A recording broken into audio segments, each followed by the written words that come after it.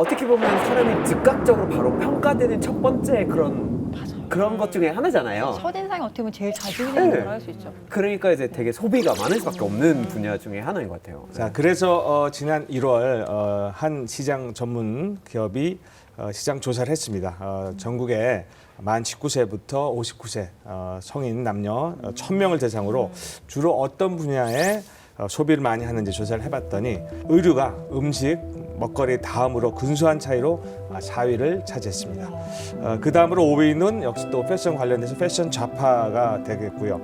그러다 보니까 이제 패션에 소비하는 비용이 결코 적지 않다는 걸 우리가 알 수가 있습니다. 그리고 이게 비용이죠. 저 지금 비용을 말하는 거라서 높은 거를 봤을 때 여행, 뭐 IT 이런 것들이기 때문에 사실 애초에 가격이 굉장히 비싼 것들이잖아요. 그러네. 그래서 아마 건으로 보면 또 의류를 굉장히 많이 산다 이런 얘기일 것 같긴 해요. 네. 사실 저희 교과서에서 배우잖아요. 그래서 이렇게 사람들이 사는데 필요한 거 세 가지. 의식주. 그러네요. 네. 중요한 것들이야. 네. 근데 저는 이렇게 많은 사람들이 의류에 비용을 이렇게 많이 차지하는 줄은 몰랐어요. 근데 이렇게 먹거리랑 비등비등해요. 먹거리랑 그러네요. 의류, 그러네요. 일단 패션 좌파까지 또 포함하게 되면 더 많고요. 근데 물건은 안 먹으면 그러네. 안 되는 일이잖아요. 그렇게 치면 진짜 의류를 많이 사는 편인 건데 이렇게 많이 사는 만큼 버려지는 옷들도 많을 텐데 이게 해마다 엄청날 것 같은데요? 네, 그래서 이와 관련해서 파격적인 퍼포먼스를 벌인 사람이 있습니다. 아, 패션쇼네요. 2021년 프랑스 파리에서 열린 명품 브랜드 패션쇼 무대입니다. 모델들이 워킹을 이어가는 와중에 갑자기 현수막을 든 여성이 등장합니다. 과소비 이코르 널종이라는 문구가 써진 현수막인데요.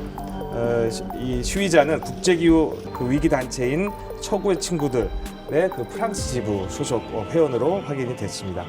해당 단체는 패션 업계가 과소비를 부추겨서 기후 위기에 악영을 미치고 있고 정부는 제대로 대응을 하지 않으니까 그거에 대해서 이제 알리기 위해서 이번 시위를 굉장히 파격적으로 기획했다고 그렇게 밝힌 바 있습니다. 근데 저도 좀 패션쇼를 이제 모델로서 이렇게 참여를 많이 해봐서 아는데 저 브랜드에서 저런 쇼를 하나 만들기 위해서 정말 1년을 계획을 짜고 몇 수십억 원이 투자가 되거든요. 그래서 저는 이렇게 저런 취지는 참 좋은데 좀 다른 방식으로 하셨으면 어땠을까 하는 생각은 사실은 해봤어요. 왜냐면 내 자유를 위해서 어쨌든 손해를 입히는 거니까. 근데 런웨이 할 때 저렇게 모르는 사람이 갑자기 들어와서 막 이렇게 막 한다고 생각하면 진짜 저 아찔할 것 같은데요. 하지만 또 한편으로는 얼마나 버려지는 옷들이 많으면 또 저런 시위를 기획을 했을까 싶기도 하네요. 그런 거죠. 예. 강력한 메시지를 전달하고 싶었던 것 같아요. 지구의 벗에서 과소비가 멸종이다.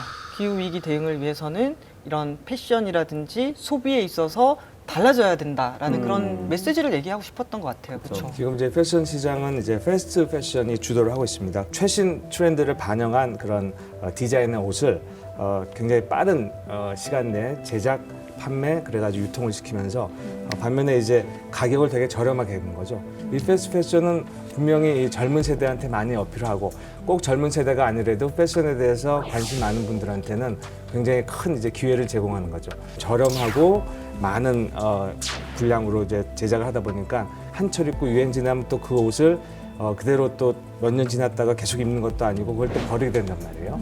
그러니까 이게 기본적으로 패스트 패션이라는 게 환경이라든지 이런 쓰레기와 관련돼서는 오히려 악영향을 미치는 그런 상황이 발생하는 거죠. 패스트 패션이 거대한 쓰레기 산을 만들고 있다는 그런 코드 레드 상황을 말씀드리고 싶습니다. 그러네요.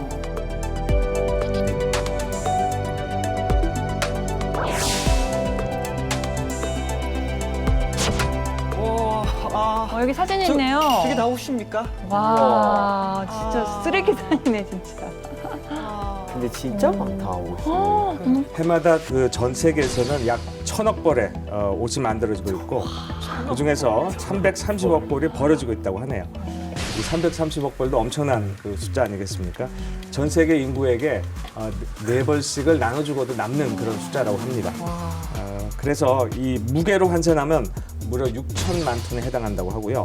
이 중 70%에 해당하는 그 분량은 판매도 안 되고 바로 쓰레기산으로 이렇게 직행하는 그런 상황입니다.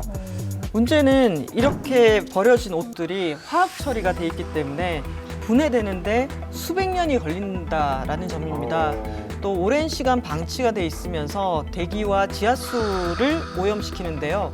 이 드넓은 초원에서 이 소들이 풀을 뜯어 먹어야 되는데 이 버려진 폐섬유를 먹고 그런 일들도 일어나고 있고요. 또 아프리카 가나 같은 경우에 그 가나의 오다우 강이 이렇게 버려진 의료 쓰레기 때문에 병을 일으키는 오염된 강으로 변하기도 했다고 해요. 맞아요. 저희 막 지난 시간에 배웠잖아요. 네. 플라스틱 편 때 그 대부분 의류 소재는 플라스틱 섬유라고 했잖아요. 네. 이게 썩는데 한 500년은 그때 걸린다고 그랬었는데 진짜 심각한 문제네요. 그렇죠. 아무래도 옷을 많이 사고 또 많이 버리고 그리고 이제 이렇게 중고 의류의 어떤 시장이 또 형성이 되니까 선진국에서 사서 버리는 옷들이 또 개발도상국으로 이제 수출이 되는 그런 이제 현상이 생겼는데요. 근데 그 수출 순위를 따져볼 수가 있거든요. 누가 가장 많이 수출을 하고 있는지를 볼 수 있는데 이걸 보시면 이제 선진국들 중에서 1위는 미국이 가장 많이 수출을 하고 있고 그 다음에 2위는 영국, 3위는 독일, 그리고 이제 중국이 규모가 크니까 거기서 이제 4위로 끼는데 5위는 바로 대한민국입니다. 와. 네, 이게 이제 수출액을 보여주는 거기 때문에 사실 이제 인구로 봤을 때 대한민국이 거기 수출액에 있어서 그렇게 높은 순위에 있다는 거는 와. 어마어마하다는 얘기예요. 1인당 수출액이 높다는 얘기예요. 이 나라들 중에 우리나라가 인구는 제일 작잖아요. 근데 네. 5위까지 할 정도면 진짜 소비량이 엄청나다는 건데 13억 인구 중국 다음인 줄은 정말 몰랐어요. 근데 우리나라 사람들이 설마 옷 한 번만 입고 다 버리는 건가요? 사실 지금 시대는 온라인 쇼핑몰이 정말 많이 발달했잖아요. 그것도 그래서 문제다. 정말 쉽고 빠르게 옷을 구매할 수가 있습니다. 그런데 요즘 같은 경우에는 이 온라인 쇼핑몰뿐만 아니라 의류나 액세서리를 구독하는 서비스가 생기기도 했다고 하네요. 예, 매달 일정 비용을 정액제로 내게 되면은 의류나 액세서리를 랜덤으로 이렇게 보내주는데요. 이렇게 받은 것 중에서 마음에 안 드는 게 있으면은 다시 반품하는 거 이렇게 작동한다고 해요.